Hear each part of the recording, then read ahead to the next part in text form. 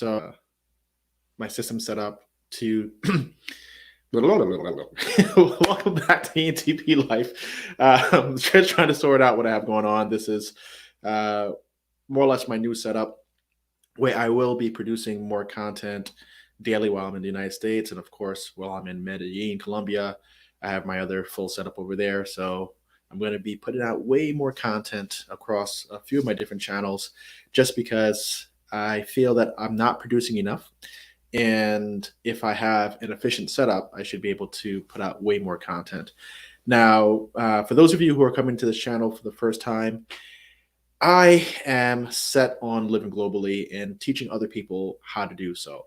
Me myself, I'm able to afford a global lifestyle because I've built businesses in healthcare and in real estate. And because of those businesses, it affords me the opportunity to kind of do what I want, pick up when I want, and kind of operate in this more or less free way. So I've been sharing everything that I know right here on the channel and across all of social media.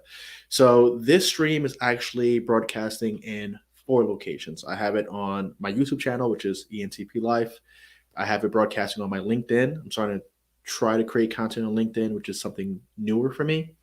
I also have it streaming to my Facebook page for ENTP Life, and I have it on TikTok. And TikTok is a newer platform for me. I was opposed to hopping on TikTok because it was too young and I didn't feel like dancing, the typical resistance that most people had to TikTok. But I'm giving it a chance and trying to create content for people who are like me. Right? That's all I can do. I can't try to be some other creator. I can only be myself. So I used to have this segment on Instagram called The Dirty Work, where I would talk about the behind the scenes, the things that entrepreneurs do that don't make it to social media, right? If you look at your typical entrepreneur's social feed, what's going on is that they just share their highlights. They never share, well, they rarely share their lowlights, and they almost never share the mundane, the day-to-day operations, the things that people could actually learn the most from, because it's in those day-to-day operations, in those consistent behaviors, that the growth actually takes place. So if you're following someone on social media, it almost always seems as if it's hit after hit, success after success, and that they never miss. But I guarantee you, as an entrepreneur, as someone in business, the majority of the things that you do miss, and it's the consistency in your routine that helps to separate you from yesterday and actually powers the growth. So let's talk about what I have on my agenda today, just to give you an idea. Um, I myself am the CEO and operator of a home care agency and healthcare staffing firm, um, family owned and independently owned. I have a few different operations. I also invest in real estate, mostly 1 to 4 family, buy and holds with some flips in between, Airbnb hosting, and this social media channel, as well as business consulting, where I consult healthcare professionals on how to start a healthcare staffing firm. So those are kind of the things that I do on a regular basis and what my day-to-day involves. But here in my Florida office, it's pretty lean. It's actually just me in today. And this is my newer setup. Today, I'm in the process of getting my gear kind of set up in a way that, again, provides me an opportunity to be more efficient with my content creation. So I had to get extension cords, switches. I have a new audio out, a new mixing board that I have to set up. I have 2 microphones. I have one here, one here. Sometimes I wear a lapel microphone just to have an alternative source. I have a external recorder, a Zoom pocket recorder, and then that all feeds into my computer in one way or another, so that I'm able to record for my channel and record for social. But the thing that annoys me, especially as an ENTP, I hate setting up and breaking down. And I wanted to make sure that I can walk into my office, flip one switch, and that one switch powers on all of my devices, all my 2 cameras, all my light sources. That's all I want to do is flick one switch and be ready to film, record, etc., just by hitting record, play, done. And then I'm able to kind of distribute content. Um, so because of the ease of my setup, I'll probably be doing more of these dirty work sort of segments where I just talk about the day to day of a entrepreneur and what we're working on. The thing that I want to share today, um, in my routine, that I think is important, is really kind of trying to segment out time in your day for the activities that you know are most impactful in your business. Whether it's most impactful from a perspective of what makes the most money, or most impactful in what brings you the most satisfaction in the work that you do. So for me, when I look at what am I doing with my time, again, as someone who's easily distracted and easily kind of enamored by the new thing, I sometimes find that I'll be spending time on activities that aren't necessarily beneficial to my bottom line or beneficial to my satisfaction. I'm just kind of in the moment of enjoying something. And I can't do that every day in my business, or else I'll get highly distracted and start too many projects.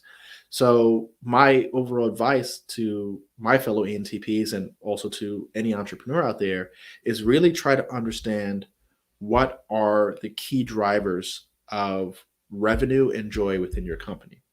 If you know what the key drivers are for revenue, then you should be looking at your calendar and saying, well, this batch of time, whether let's say it's 3 hours in the first half of the day, 3 hours of the first half of the day should be dedicated to this activity, um, with 1 hour reserved for other work that I need to get done, just like busy work or meetings.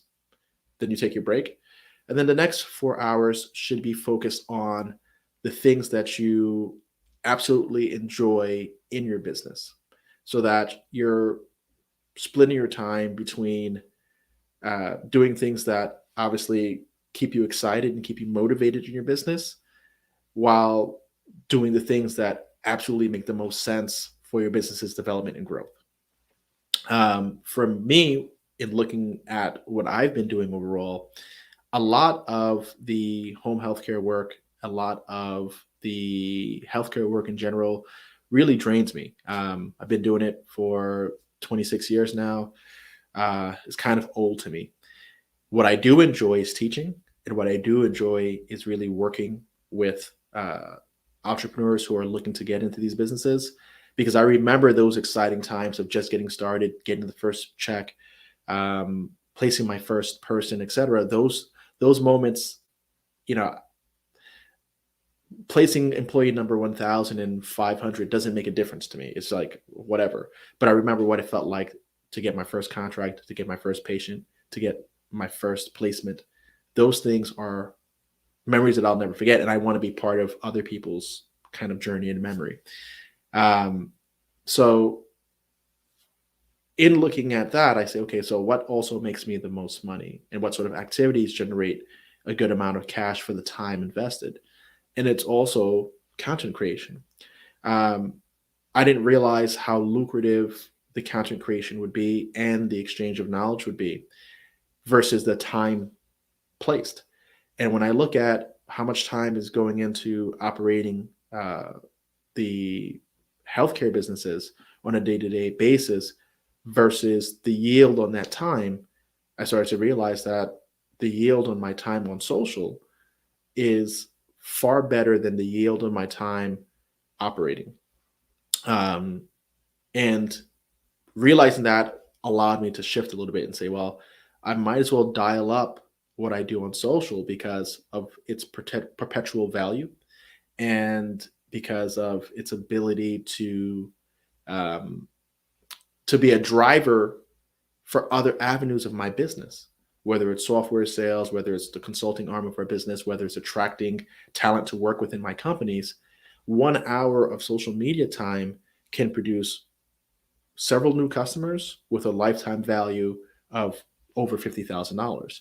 So why not spend 1 hour of time doing something that can generate me $50,000 for spending 1 hour of time for something that will only generate me $1,000 for that hour of time. Okay. Now, I'm not saying that $1,000 for the hour of time is bad, but looking at the potential on landing a client from social media that has a lifetime value of 50,000 because they bought into software, or um, they are a strategic partner in some sort of real estate venture or something, that is far more lucrative. So if I could land one new client a day because of my social media creation, I'm hitting the two things that I enjoy the most: working with new people, sharing creative ideas, while developing new business opportunities, and revenue for myself, right? Whatever that top line revenue is. But in order to do that, it requires you to do some BS, like go to Home Depot in the morning, assemble the wiring that you need, research what equipment you need to buy, go onto YouTube channels to see how other podcasting setups are, so you know how to light your situation. Here's one of my other cameras. You can see it on TikTok. What camera to use, how to position things. And in this environment, I don't have my camera crew. I don't have any support, so I need it to be efficient for me to do, so that I get maximum value out of my time.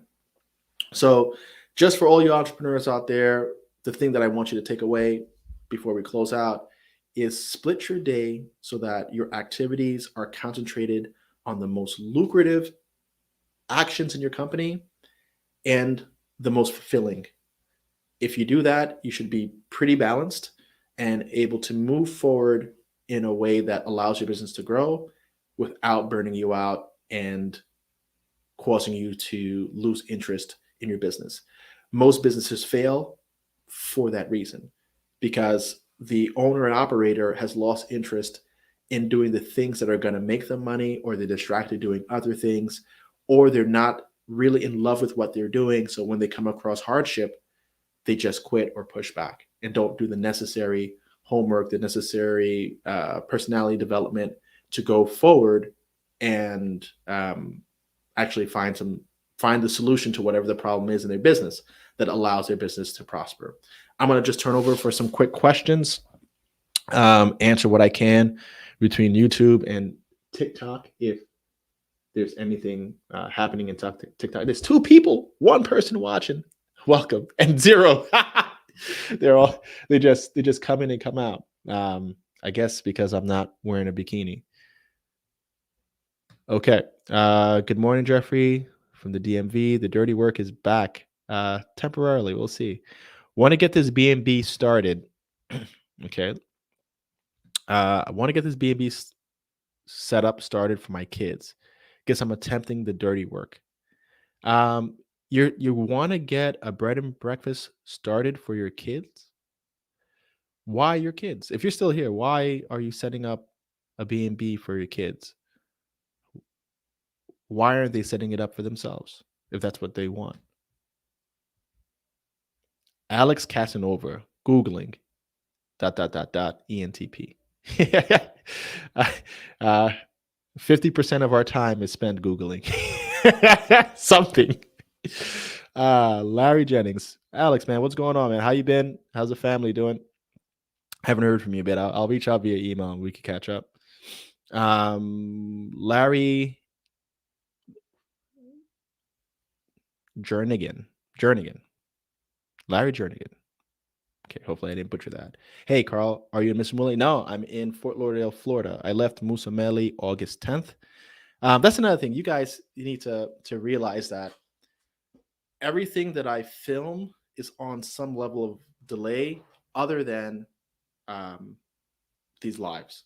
So if I'm live, I'm physically in a location, like whether it's Colombia, Sicily, Florida, New York, wherever I'm live from. Like this setup is, you'll know if I'm live and you see the setup in the background, I'm in the United States, I'm in Florida. If you see like the clear glass with the mountains in back, I'm in Colombia. In Sicily, I don't have a setup, so I didn't really, maybe when I go back, I'll set up the room upstairs to kind of function as I already started setting it up as my office, but I could actually set it up for screening and filming. So you'll see what that is. But my content is on the lag, right? We need to upload it, get it edited, think about where we're going to fit it. So there's usually we'll probably be covering content on Sicily for the next 5 or 6 weeks before it transitions into something else. Randy, what's going on? See, yeah. If you guys request, you will get. How have you dealt with facing lack of focus? Cocaine. No. Lack of focus, it's a problem for me. It's a major problem area. The way that I deal with lack of focus, like I'm telling you now, is that I have to look at everything that I'm doing. So usually it's by listing it out. I'll list it out and say, what am I doing with my time? And then I kind of rate it by how much pleasure it gives me. Am I satisfied doing those things? And how lucrative is it for me? And if it's not high on the pleasure side of things and it's not high on the money side of things, it's got to go. Because then I see that all these other things are distracting me from the thing that I really like doing the most or the thing that makes me the most money. So if ever, I know that you're an entrepreneur, I know that you run your business. So if ever you see that you're scrambling, you have to look at it and say, well, what do I really love? And am I doing what I really love? Yes or no? I think that's more important than anything. Second to that, what am I doing that is making me the most money? Because that's the fuel for me to do things, right? That's probably the fuel for you to do the thing that you love.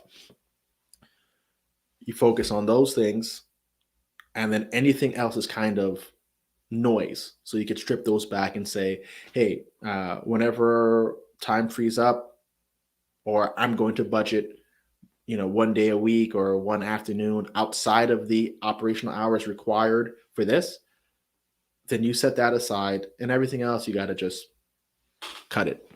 And I go through that process all the time because it's so easy for me to see potential in different business ventures that I start going down into a new territory that's just a distraction, right? Because it doesn't make me much money, and it's starting to take up real estate in my brain, right? So for example, Turo, the amount of money that I could have made on Turo, even if I had a car, had a 10 car fleet making $500 a car per month, that's only $5,000. So there's other activities that I can participate in that make me more than $5,000 a month. So why am I giving, time going to the dealership, getting insurance, communicating with, even if I were to hire somebody to assist, it's almost like that effort could have been refocused on something else. And I did it just to test it, see if I'd like it. I didn't like it. And it was a abysmal failure, and it didn't make any money. So it's like, this is easy for me to say, off the list, move on. So that's my advice on that front. Okay, I'll just answer a few more. Good morning. How can I work with you directly? I'm struggling. Candy, if you want to work with me directly, I would recommend you go to my website, entplife.com. On ENTP Life, there's a section where you can book a meeting or consultations. Just book a mentoring session, and we could talk about exactly what it is that you're working on, and I could try to kind of guide you through whatever it is, regardless of the nature of the business. A lot of the principles are the same, and I'm pretty competent in quite a few areas. So we could talk about whatever it is, and then if you are a fit for some longer term sort of guidance, then we could set that up and do something together where we're focusing on that. Robert Brooks. Hey, Carl, I finally managed to make it to one of your live. Well, welcome, Robert. Roger, in South Africa, parents set up for kids because it's very difficult to get things off the ground. It's kind of like Indian business practice. Um, I still don't understand because it may be cultural, um, but parents setting up a business for a kid, you know, I would hope I have kids. They really kind of do what they want. And I was a kid once, and in our family business, I was the only one who took interest in it. Out of four kids, aside of outside of myself. So when you look at trying to create something for your kids, I think you might as well create the Airbnb business for yourself. And if your kids are interested, they will come on over and work. Like you could put them to work and say, hey, look, if you want an allowance, if you want some extra money, you got to work here. But you need to see that kind of spark go off in them where they're interested, where they're coming to you with new ideas, where they start to scout new properties and new opportunities and new value adds. That's when you know that they're in it for real. But if they don't have that, then what I would encourage is that you give them enough exposure to things, and whatever it is that they're really passionate about, you push them in that direction. Um, you know, that's what I would recommend. Okay, I'll answer like two or three more and then I'm done. Um,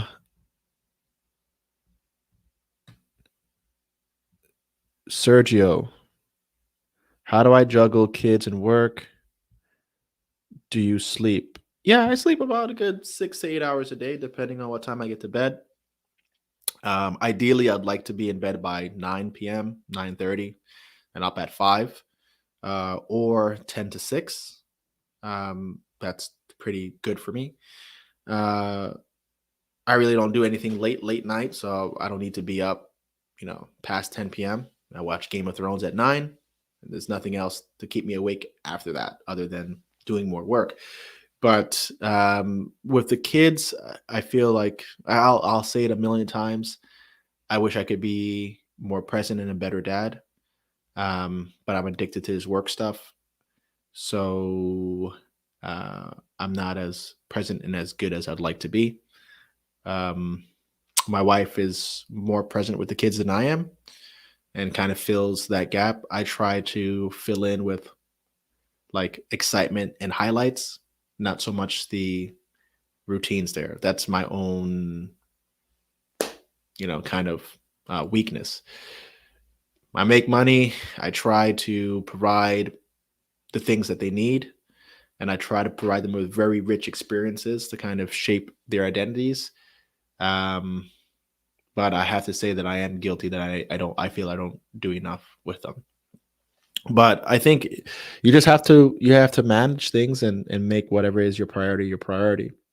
Um, I get anxious about providing a good life for my family, more so than my presence. Um, so I focus on that. Thanks for answering Candy's question. As I had the same, I'll follow suit as well. Cool. Junior, is it practical or wise to start a nursing staffing agency while working 9 to 5? If you are working 9 to 5 in healthcare, or in another business, and you're not kind of a nurse or healthcare professional, it can be a little bit tough, but you can start. So, what I would advise is like, first of all, I had the same question from somebody who was on the West Coast of the United States. I generally tell people to start in their own territory, but in this person's situation, since they're on the West Coast and they had familiarity with the East Coast, I advised, why not set up on the East Coast? Um, that way, you get the benefit of starting the day, like just using the time zone difference to focus on your business in another area. You still have your lunch break, and then you have a few hours after work to work on your business.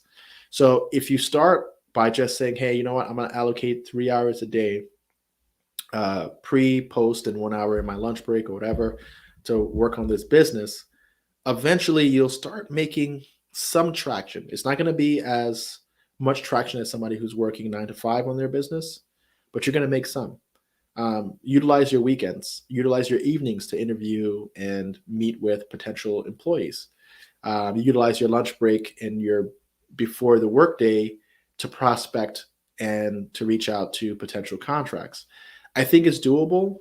I think it's always better to start than to find a reason not to start. You work 9 to 5, great. You have an income. It takes the pressure off a little bit so that you can focus on the thing that's going to work in your business. And as you see that business developing and you're able to make the jump out of the 9 to 5 to work your business full time, then more power to you. An alternative would be try to work weekends and evenings. Especially if you're in a healthcare setting, if you're in a 24-hour setting like a hospital or nursing home, try to move into the evening and weekend slots so that you have more of the business hours free. That's what I did. You're welcome. Yeah, you just got to cut the fluff, man. Once you realize that something's a waste of time or money, and it's like, wow, you'll see it. Once you write it down, you're like, this is a waste. And then it makes it a lot easier to cut it. Echo Jr.'s question. Right now, I'm doing candidate interview in the evenings and weekends. I have meetings during my bridge job. Yep, exactly. Alex, what would you prescribe for entrepreneurs that are introverted on social? What? Okay. All right. I don't think that's an excuse. The reason why it's not an excuse is there are a lot of introverts who are in political office, who get in front of the crowds and work people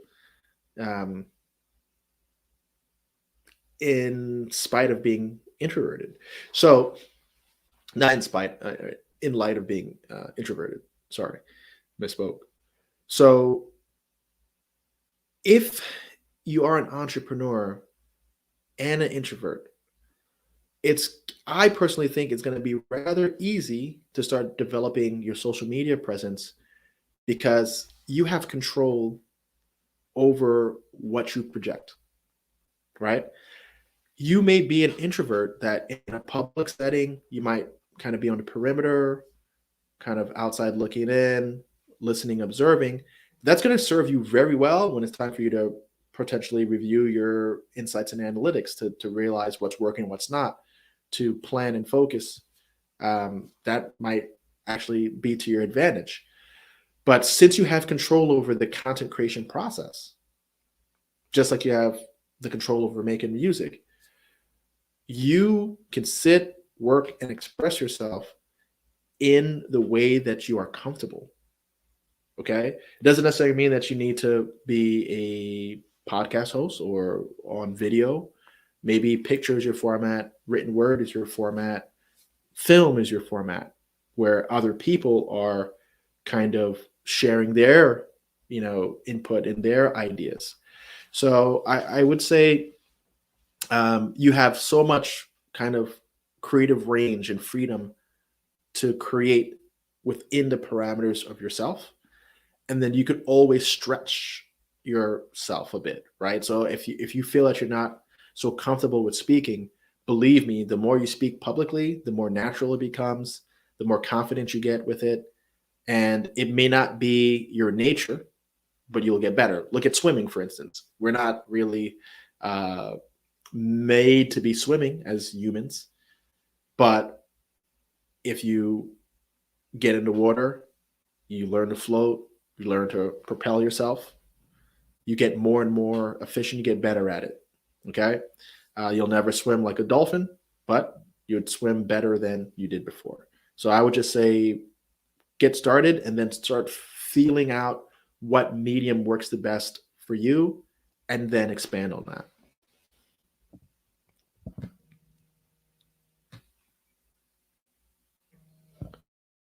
I got some freaking call coming in here. Declined. Okay, Larry Jernigan. Good job on the pronunciation. Jernigan. Okay, thank you. Hopefully I got it right this time. And the last statement here, JR, you can hire virtual assistants from Latin America, English speaking, and more cost effective than hiring someone else locally for staff coordination, recruitment, billing. Um, Indeed. So, uh, yeah. So just to let you know, Randy, who's here taking advantage of the comment section, well done. He runs a company called Freelance Latam. They're based in Latin America. They have resources throughout Latin America that are working with healthcare companies, healthcare staffing companies, with my companies, even. I have some staff through Freelance Latam. And what he's saying is true. If you need to get an extender of self because you're limited to your 9 to 5 hours, you could always hire out. And hiring out into Latin America offers some advantages because the salaries are lower. Okay. So you could find someone who's bilingual, competent, able to supplement you so that in the 9 to 5 hours, if there's a specific task that you need them to do, maybe it's prospecting leads so that you know exactly who to follow up on your 1 hour lunch break, or if it's screening and onboarding your nurses or your staff or reviewing applications, that's things that can happen parallel to your 9 to 5 under your direction. And then if you use, like I said, that lunch hour, that hour before work, that hour after work, you might be able to kind of maximize on that time because you have at least some help in some areas. Maybe it's research. Maybe it's, like I said, the initial prospecting of calls, the sorting of your emails, the sorting of applicants, the follow up or the day to day coordination. Once you have your contract and you have employees, somebody needs to be there to kind of check in on open shifts, make sure people are reporting to work, handle time and attendance, and so on. So again, if you guys need some resources, you can always work with Freelance Latam. I'll be working with them a little. Good morning. Yep. We're trying to kind of work out a better system because I'm finding that a lot of the people that we consult for on the healthcare staffing side are in the same situation as Junior or JR, where they want to, how do I say this? They want to start their business, but their livelihood is dependent on the 9 to 5. So what ends up happening is they either say, "Oh, this is not for me," or they kind of delay. But I think it's more important to get started. So what I'm seeing is that there's this need for these additional resources to help in these gaps, like that are caused by limited time. And we're thinking about putting together a program where we train the supportive staff the same way that I train people to run an agency. We train the supportive staff to fill specific roles. He'll be focusing on the resources. I'll be focusing on the education side.